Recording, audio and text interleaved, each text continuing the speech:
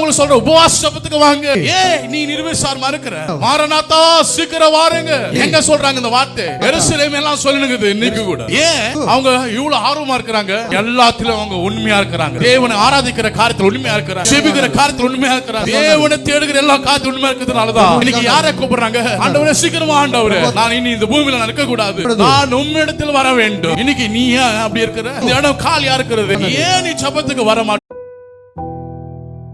நமக்கு ஆண்டவர் பேசுகிற வாக்கு, உனக்கு விரோதமாய் எழும்புகிற ஆயுதம் வாய்க்காமல் போகும். இன்னைக்கு உனக்கு விரோதமாய் எழும்பும். யோசித்து பாருங்க, எத்தனை பேருங்க உனக்கு விரோதமாய் எழும்பி இருக்கிறாங்க? அந்த வேலையில இந்த சிச்சுவேஷன் உட்காந்துகிற ஒரு சூழ்நிலை எத்தனை பேருக்கு உனக்கு விரோதமாய் எழும்பி உன்னை விழத்தள்ள பாக்குறாங்க, உன்னை ஏளனமா நினைக்கிறாங்க, கேவலமா நினைக்கிறாங்க. ஒரு சூழ்ச்சி உன்னை சூழ்ந்திருக்கிறதா? இன்னைக்கு கர்த்தரே இறங்கி சொல்கிற வார்த்தை, உனக்கு விரோதமாய் எழும்பும் எதுவுமே நான் வாய்க்காமல் போது.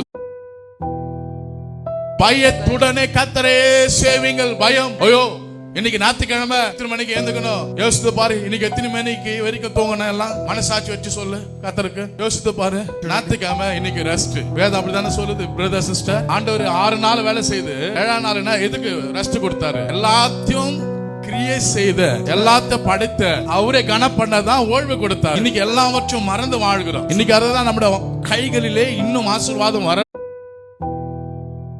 ஒருவன் கிறிஸ்துக்குள் இருக்கும்போது அவன் எப்படியா இருக்கிறானா? நமக்கென்று ஒருத்தர் இருக்கிறார். ஆனா நம்ம என்ன செய்யறோம்? யாராவது நமக்கு விரோதமா எழும்பினா அவங்கள சபிக்கிறோம். பிரியமான தேவனுடைய பிள்ளையே, இன்னைக்கு ஒரு ரகசியத்தை உங்களுக்கு சொல்றேன். உனக்கு விரோதமா எழும்பி இருக்கிறானா, அவன் உனக்கு உயிரோடு, உன் மத்தியில உயிரோடு இருக்கிறானா, கர்த்தர் அவனை உயிரோடு வச்சிருக்கிறார். ஏன் சொல்லுங்க? உனக்கு செய்ய போற காரியத்தை அவன் கண்ணார பார்க்க. ஹல்லேலூயா. கர்த்தர் உனக்கு செய்ய போற காரியத்தை அவன் கண்ணார பார்க்கதான் கர்த்தர் அவனை உயிரோடு வச்சிருக்கிறார். ஆனா நம்ம என்ன செய்யறோங்க? கர்த்தரை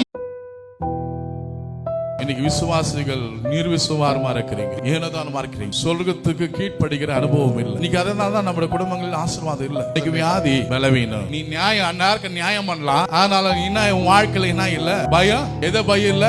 ஆமா, இன்னைக்கு ஞாயிற்றுக்கிழமை தான் எல்லாம் ப்ரோக்ராமே. இதனாலதான் இன்னைக்கு சபைகள்ல உயிர்மிச்சு இல்லை. இன்னைக்கு அதுதான் சபைகள்ல இன்னைக்கு என்ன இல்ல? எழுப்புதல் இல்லை. இயேசு சீக்கிரமா வர இருக்கு. எங்க வராரு இயேசு? சபைக்குள்ளதான் முதல் வராரு. சபையில ஆண்டவர் வரும்போது நீ இந்த இடத்துல இல்லை.